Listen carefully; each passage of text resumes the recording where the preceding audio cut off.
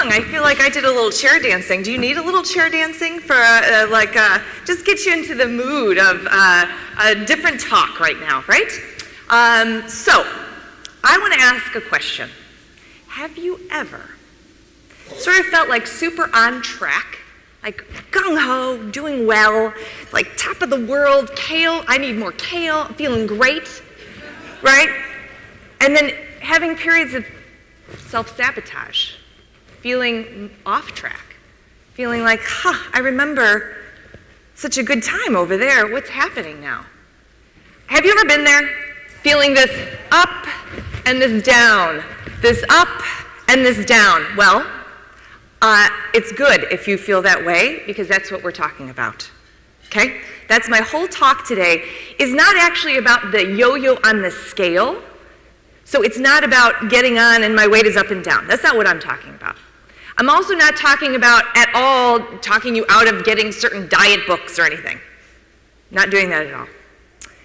I am talking about what's happening on the inside, our internal yo-yo, cry, up, down, okay?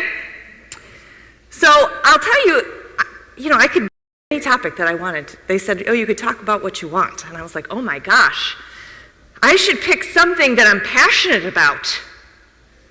And so this topic of this internal yo-yo situation is both a passion and personal plight, right? And I know that it's important to many people because I recently changed my website. And I put 2 little blurbs on my website. And I am getting more clients now than ever. And these 2 little blurbs on my website simply say, are you struggling in a cycle of good, bad eating, periods of feeling very disciplined, and periods of feeling off track? I can help you.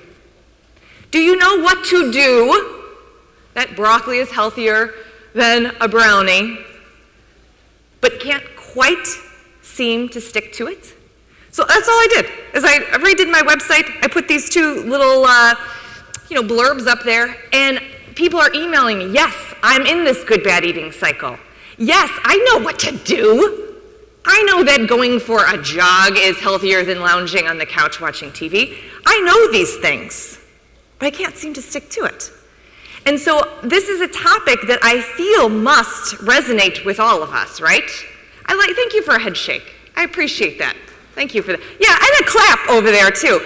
Because I don't feel like we talk about this enough. This is some internal thing that this yo-yo is going on inside of us, and I'd like to bring it out forth and center. And here's the lens in which I look at this, okay? I believe that I have 2 people inside of me. Maybe sometimes even more, but honestly, there are 2 people that are living in me, okay? And let me tell you something. There are 2 people living inside each of you. And I'd like to introduce you to them because they're inside of you, so you should know them.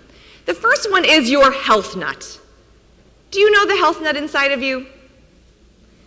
That health nut, she's the one that will, go to the salad bar, and she is very much enjoying all of those things. And she's like, girl, you need some kale. Girl, look at that quinoa. That is going to be good for you. She is always trying to be the defender of all wellness, right? She knows that's a high antioxidant thing. I'm going to have extra blueberries. She's very important inside of you, right?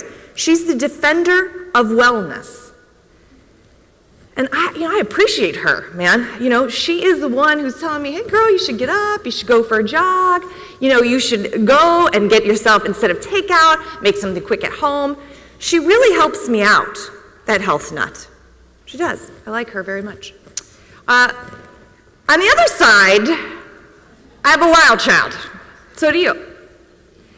And I'll tell you what, wild child doesn't so much get along with health nut.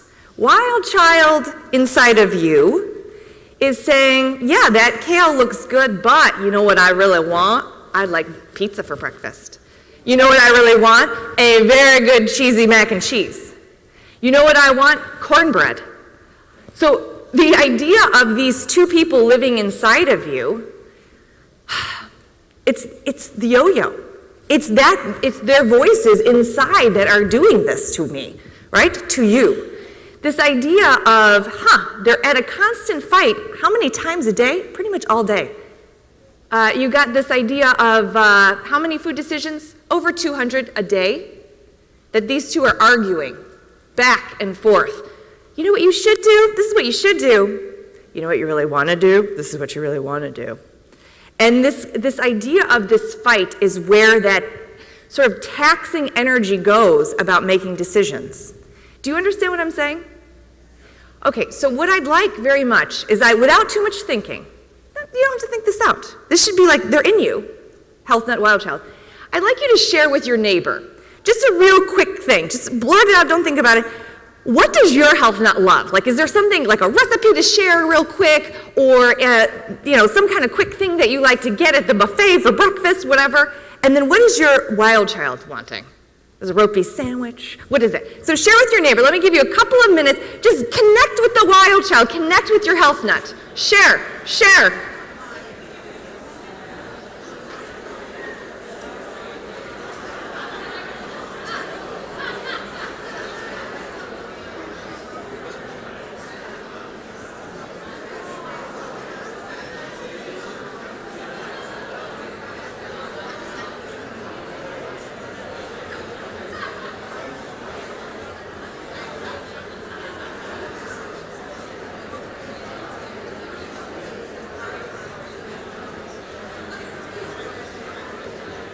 All right, I like that there's lots of chattering going on. I like this. You know what that means? That means that you understand this concept. This is the lens in which I use with myself and all of the clients that see me. This is the lens that I believe is the freedom factor, is understanding what's happening with this internal periods of motivation, periods of feeling off track. It's these two people that are in there talking about the things that you were just talking about. So when I hear you talking and being able to connect with one another, you can see this isn't just inside of me as a struggle. It's inside of all of us. This is a common denominator, okay? So I want you to a little bit, we met them. Let's dive deeper, right? So let's start with the want guy, okay? On the side of our wild child, we have that gratification now sensation, right? It's like, I'm not thinking so far in the future. It's like the here and now. This is real quick judgments. This is like the emotion-driven, fast, speedy type of thing. And this is where we get into at the grocery store, picking out something real quick. That's the little guy. Hey, wouldn't that be good to just get that real quick? Let's buy that. That's the watching Real Housewives of Orange County when you're supposed to be preparing for a presentation. That's why I turned it in this morning instead of last week like I was supposed to. Procrastinating, overspending. It's not just food that this little devilish wild child, it's not just food, it's everything. And I feel like a lot of people can be ashamed of this person inside of us, right? They're like, I wish this wild child would calm down. Why can't I be the one at a party who's just like nibbling at the salad? Why am I the one who has to be like the wild child is activated? There's a lot of shame around this guy. And I'll tell you what, I think it's a cool guy. I mean, the most fun people that I know, just think about it. Most fun people have this sort of wild child, that they're able to go out and have a good time, and that they're really the defender of pleasure. So I don't understand why we're so hard on this guy. Why we have so much shame about the things that we want. There was a time where I would sit in with a client, and I will say I can picture her vividly. She's one of my favorite clients. And she couldn't absolutely even say anything that her wild child wanted out loud. She was so ashamed of the types of foods that she wanted to eat, right? I feel like there's no shame. This guy's cool. This guy's cool. Now the should, our defender of all good, all wellness. This is the long-term benefits. That would be good for your waistline to eat that. Oh, that would help you with your cholesterol. Very, very logical, slow thinking, very thoughtful. This is our exercise. This is the person who's saving big bucks for retirement, right? This kind of battle between the good and evil, between the shoulds and the wants, between the health nut and the wild child, is at the core of what I'm talking about today. How do you rectify all of this on-trackness and then all of this off-trackness? How do you find peace between these two? You know, that's the key. So the secret, you see the curtains? This is a secret reveal. The secret is something called vice-virtue bundling. And vice-virtue, oh, yeah, I could get a song. I wouldn't mind it. You want a little chair dance? I could play it. Go ahead. You know this theme song? Can you do a little chair dance, please? No one told you life was gonna be this way. Your job's a joke you broke. Your love life's the old way. It's like you're always stuck in second. What theme song is this? When it hasn't This been is your French, day. all right? So the idea here is vice-virtue bundling. It's where they don't hate each other. They are both good and evil. They are the wild child and the health nut. And at every single plate, from breakfast to lunch to dinner, the secret is they're friends, right? The secret is that you honor both at each meal. So you don't say, oh, you know what, I'm going to have pizza now and I'll worry about things later. You know what happens? The health nut gets very angry and says, hey, you know what? You're not listening to me. If all you do then is do super healthy stuff and please little miss, Priss, little miss, I should, wild child gets very angry. And so you have this constant battle inside of you. You have this constant battle about good, bad foods. And instead, it's literally as easy as before each meal, you just take a beat and you say, okay, I know you're in there. You don't have to do this out loud. You know what I'm saying? It could be between us. But just like, I know you're in there. Does this feel good for you? Does this feel good for you? Cool. This is a balanced meal. So balanced meals, I tend to argue, is not just a calculation, right? Balanced meal, I argue, is not just how many grams of fiber or protein is in something. A balanced meal, I argue, is actually when the two personalities inside of you are friends, that they've both been honored. And if you can do that at each meal, this is vice-virtue bundling, is a pretty great idea. The thing about this sort of philosophy that I had, I said, it's kind of like make-believe in my own world, right? This is like my make-believe stuff that I'm like, okay, it works for me, it works for all my clients to really honor both of these people at each meal. Is there any sort of actual research on this, like that this works for people beyond?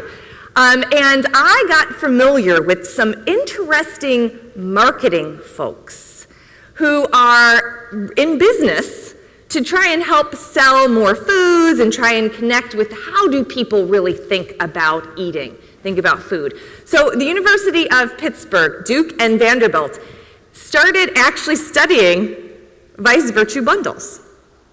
And I'll tell you something, this isn't just make-believe. They have found the exact same thing that I have found in my 15 years of practice. That if you add a little bit of vice to Little Miss Should, that people will say that they find it as tasty as something that was full vice. So what would be examples would be something like pizza and salad, right? So that instead of just feeling like you're having pizza, is that you have a salad with a little pizza, and people say that they enjoyed that meal just as much had the salad not been there. So a meal like that, the Little Miss Should, health nut, so happy, she's getting arugula, and the wild child feels good because she's not skipping the pizza party on Friday night with her family. So this is an interesting fact that they found in they did about 4 studies like this. Interesting fact was it doesn't take much. It's a visual wisdom that you sort of look down at your plate and a little bit, about 25% of it, is something that feels vicey. Now let me tell you about this. As a dietitian,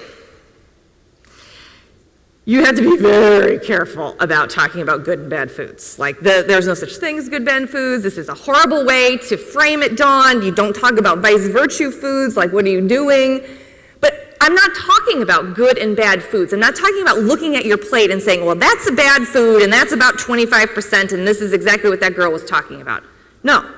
Vice virtue bundling is more of a feeling than a calculation.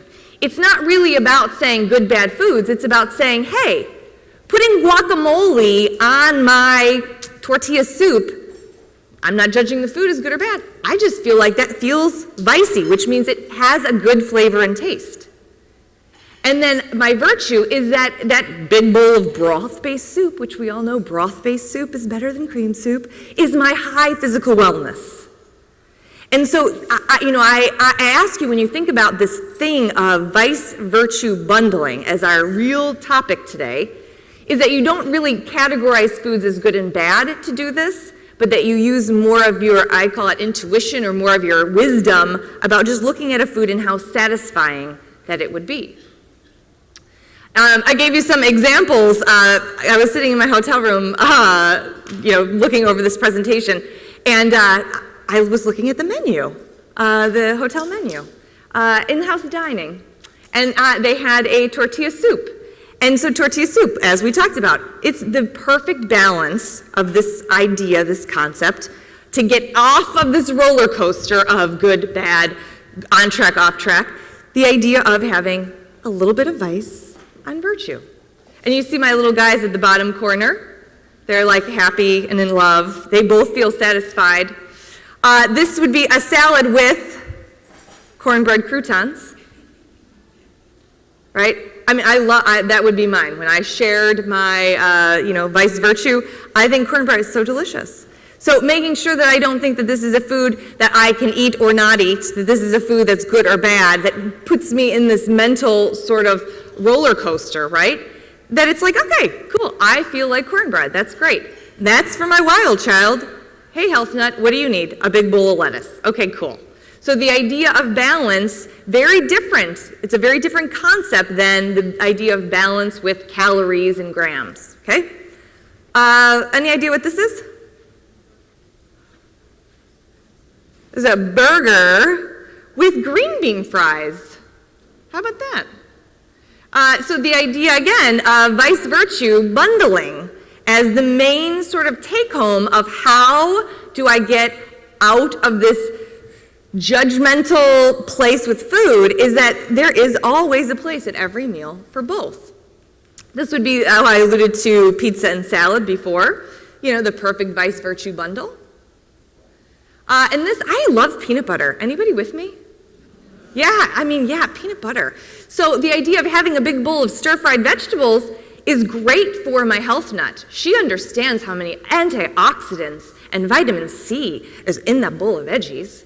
But my wild child says, dude, you give me a little bit of vice here to make this delicious, and this is where the peanut sauce would come in, right? So again, there are no foods that are off limit. This isn't about good, bad foods. This is about how to eat each meal with vice and virtue.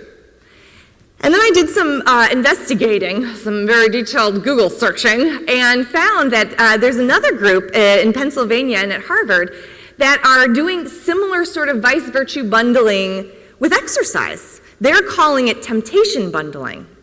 And the main head researcher loves a TV show like Homeland. I don't watch it. I'm like Orange, Housewives all the way. But she watches some show. And she said, I wonder if I started telling a bunch of college students if they could watch this show and exercise, if they would exercise any more. If we can start using vice virtue bundling even for exercise. And in fact, what this whole team found is that when you pair in exercise, which is good for you, right, which is your health nut loves you for it, with something that feels a little bit more naughty, right, like watching TV that's kind of rotting your brain, that people are 30% more likely to go exercise. So if you calculate that in a month's time, right, that's like a lot more days a month that people are exercising when they're doing something fun with it. So the final sort of end of the paper this woman wrote was the idea of why don't you create a list like this for yourself, right? Is that in one column you write down all sorts of temptations and things that you enjoy and all the things that you sort of feel guilty about. And then in another column that you are writing down things that you know you should do, but you're pretty much procrastinating. And see if you can link any of them together. I think this is an interesting concept, vice virtue bundling for food, for exercise, maybe for money and spending. So the idea here of thinking about the vice virtue bundle, it also needs a condition in which to thrive, right? So it's good to, before each meal, you ask yourself, are you feeling satisfied with what you chose? Are you feeling satisfied with what you chose? Great.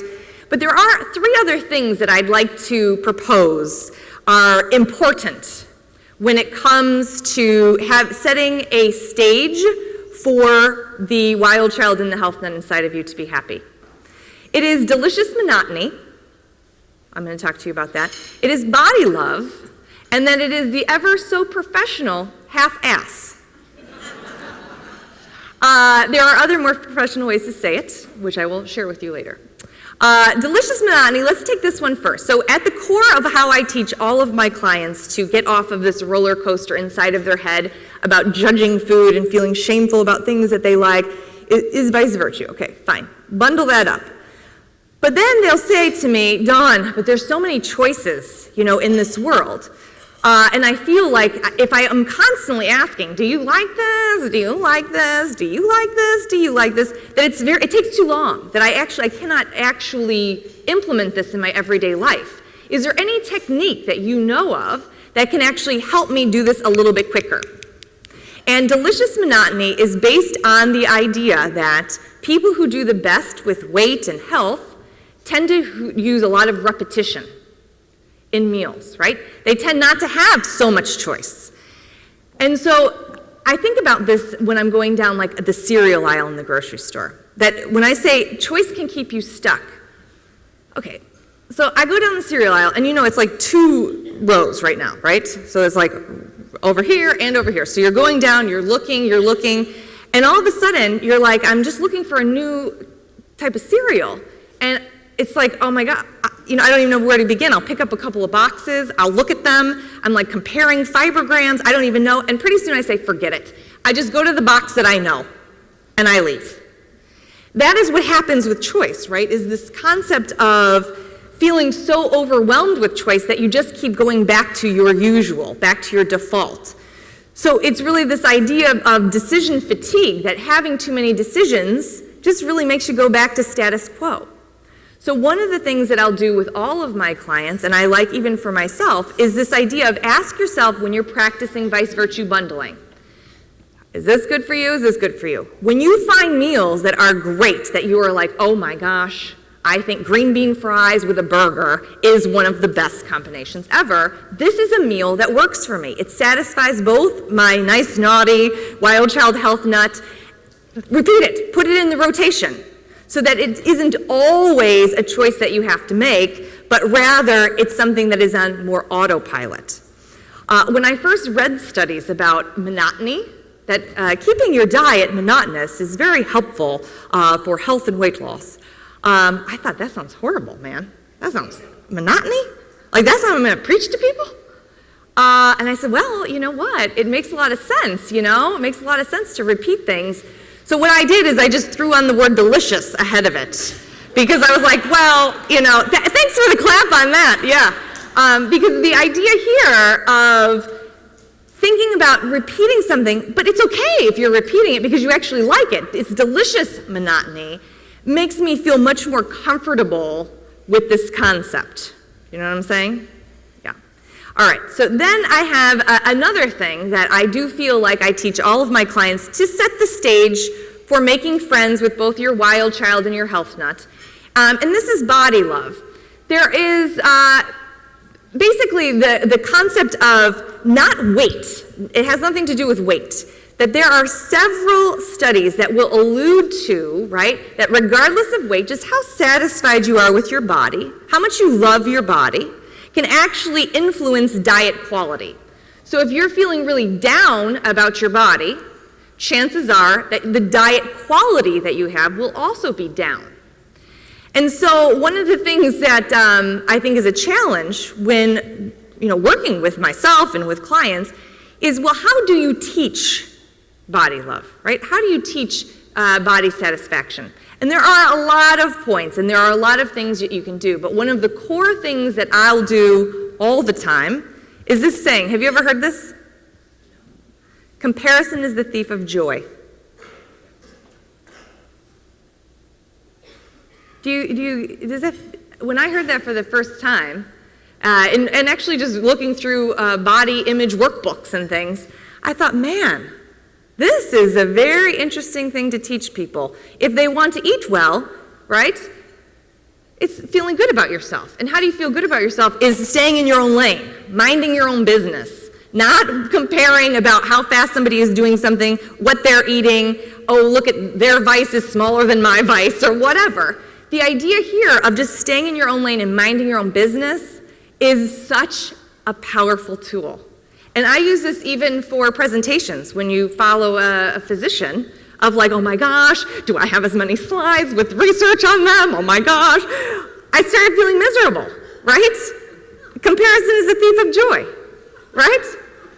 So the idea is that you staying in your own lane and knowing that being your own best advocate will help with diet quality, right? It will impact it.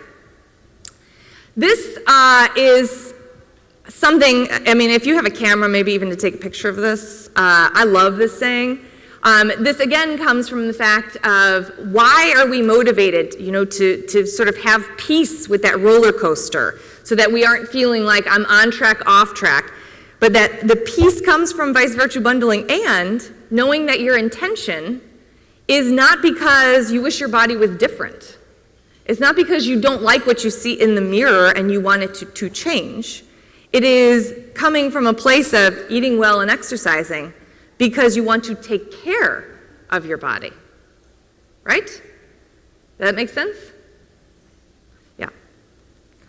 And then the final part here that I'm going to end on as a context for dealing with the vice virtue bundling is this half-acidness, okay?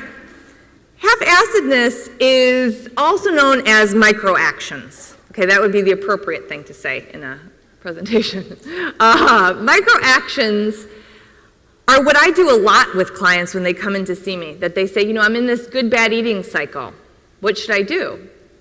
So, yep, we go over vice virtue bundling. But we also talk about momentum and the idea of not starting and stopping, not good and bad, but just the idea of saying half-ass is better than no ass, and half-ass is better than even full-ass, because it's the idea of motion, right? Is that, for example, if I'm trying to cut back on coffee because you drank too much, and I'm trying to increase, more water drinking, maybe a little thing that I could do is just have hot water with lemon before my first cup of coffee. It's just a little thing to do that keeps the momentum and keeps the motion going. One of the things that I have oftentimes found is with delicious monotony also, is the idea of repetition of something makes it automated, right? It makes it so that I don't have to really think that much about it. It becomes more of a habit, more internal inside of me. So the half-acidness is a lot of times what is missing from the full solution, because I'll tell you, does everybody know like healthy things? Like, I mean, that broccoli is better than brownies. You know that, walking is better than laying on the couch. You wouldn't be here, actually, right? If you didn't know, you weren't seeking good information about taking care of yourself.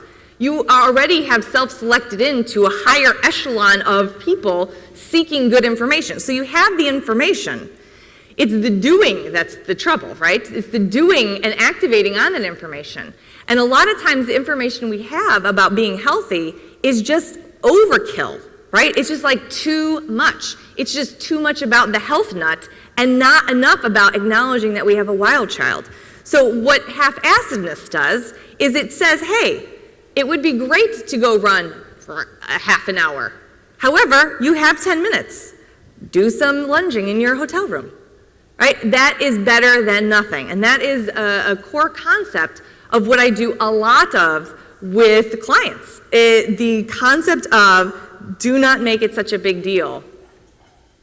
Half-ass, right? Half-ass. This is one of the things that I would like to sort of, as I'm starting to wind down, is to think about where inspiration comes from. So when you do feel like you're in this sort of roller coaster in your mind of like, I'm feeling very on track and I'm feeling very off track, a lot of people will say, man, where did my motivation go? I wish I was more inspired to get going.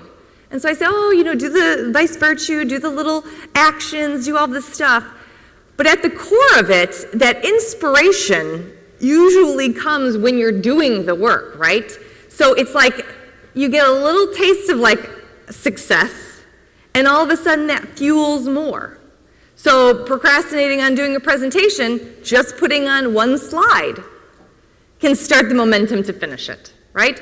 The idea of just putting on exercise clothes for 7 days in a row and doing absolutely no exercise gets you into the habit first, and then you can put the effort in later.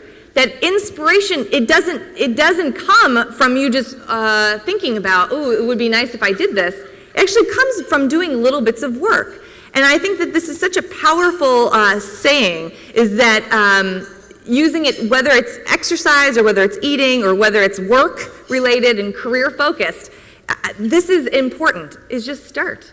Don't do anything major, just start. And so when I think, what would I love for you to practice after we've talked and after we talked about delicious monotony and repeating delicious dishes, right? After we talked about this concept of body love and having the intention first of doing it because you love your body, not because you hate it, and also just doing something, right? Something is better than nothing. I think the thing that I would love to have us practice, even together when we think about lunch, is this real concept of making friends with both of these people, to not judge, to lose the judge in all of us, right? And to be more curious about, hey, wild child, I'm not going to push you down. I'm not going to think that I wish I would be better without all of these wants and desires and fun.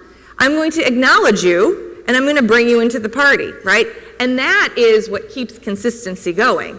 And so, when we think about letting them be friends as our major take-home message here, I leave you with like a little smile, because that really is my practical tip on getting your mind to a more peaceful place with food. Yep. And that's it.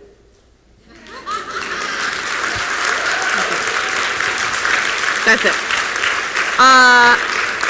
So I'd love to hear what you think about vice virtue bundling. I could even take devil's advocate stuff, whatever. Vice virtue bundling as the topic.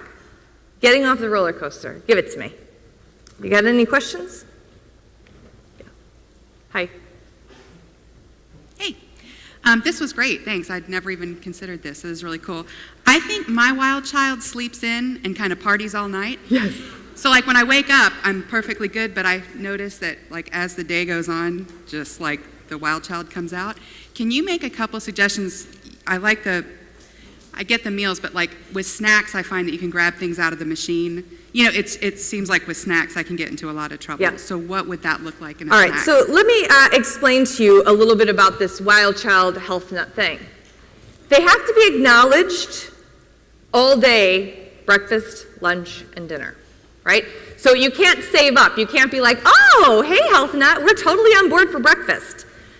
Even at breakfast time, even if wild child is sleeping. Nudge her up and say, hey, listen, what would make this bowl of oatmeal better? I was at Jamba Juice at the O'Hare Airport on my way coming here.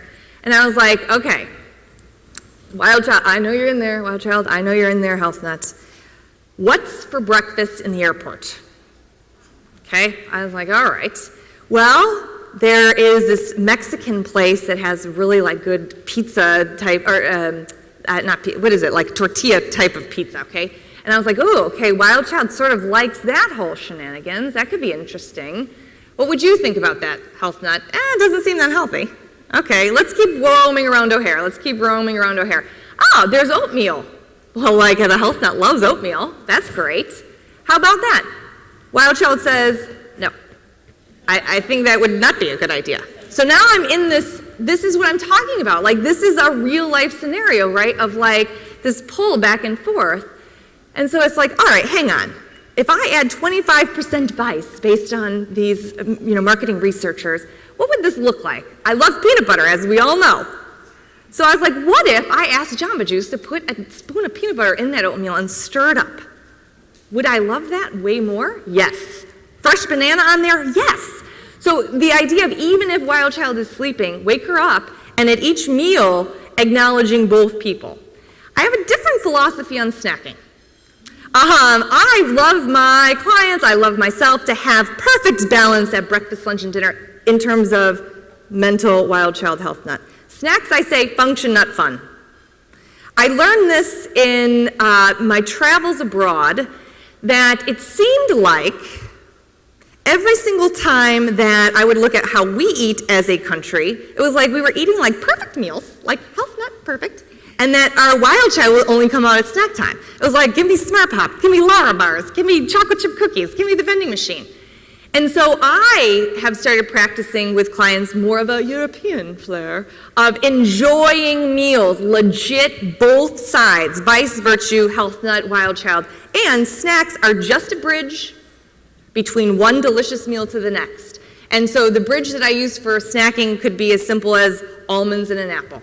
I usually do like a produce and protein combo. So almonds and an apple, clementine and pistachios, cherry tomatoes and string cheese. So I like that because then you don't have to think about Wild Child and health nut all the time.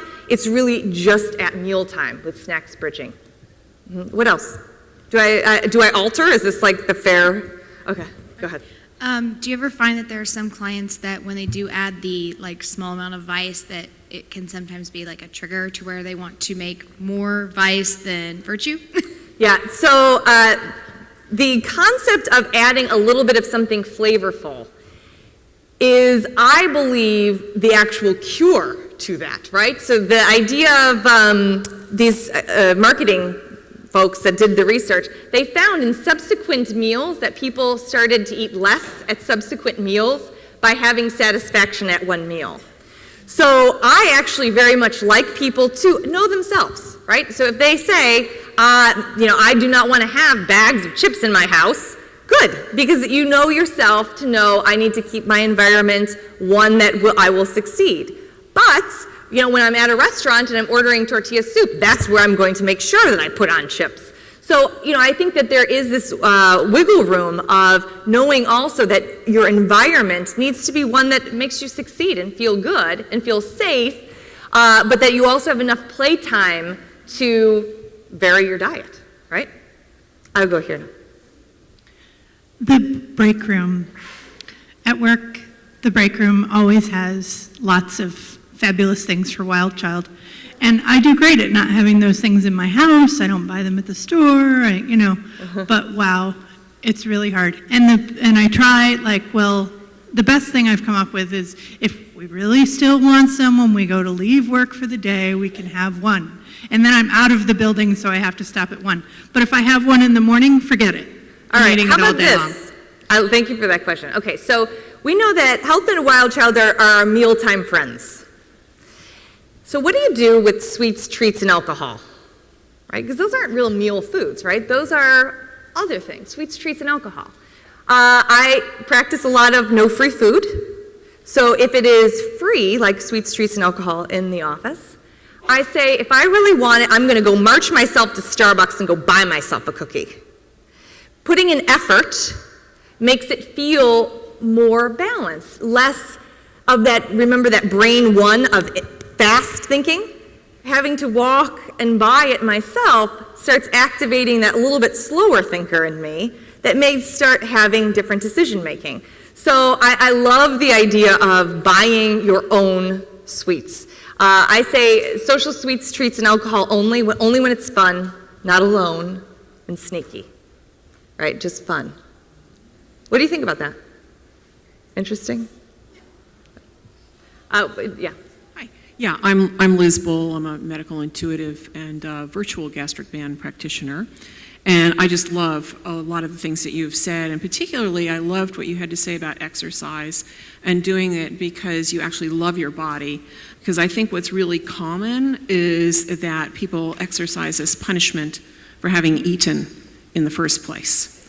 Or they feel like they have to exercise in order to have the right to eat. So I really loved what you had to say about that. And the other thing that I use with my clients is teaching them how to actually enjoy food.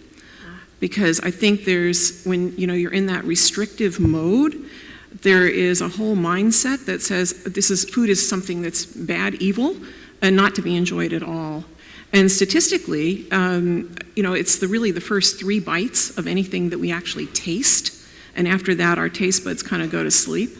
So I think it's really vitally important to train ourselves to really say, I'm here, I deserve to be alive, and damn it, I deserve to eat. Yeah, I love And to really savor those first 3 bites, take the time to chew them properly. And for people who've had gastric surgery, that becomes even more important, of course, because you have to kind of, mash it all down. The pleasure of eating, right? And Pleasure of I think eating, that is absolutely a very good point. And I have a rule that you must have 3 things before you are going to eat. Table, plate, chair. Right? Yeah, absolutely. In order to be so mindful about it is to activate those 3 things and get into like this meal schema where you're actually able to chew and enjoy. Is this the curtain thing? Okay, fine. Any other last questions? Yes. What if your wild child speaks really loudly and your health nut is real quiet? Is there any strategies to working through that and making sure that you're listening to both equally? It really, thank you for that. It really is, at certain times, one will be louder than the other. That is a for sure given, that is for sure. Vice virtue bundling is just the idea that you're going to honor both and listen to them at each meal. So it will happen, and that's very normal. Just listen. Great. Thank you, Dawn. Thank you.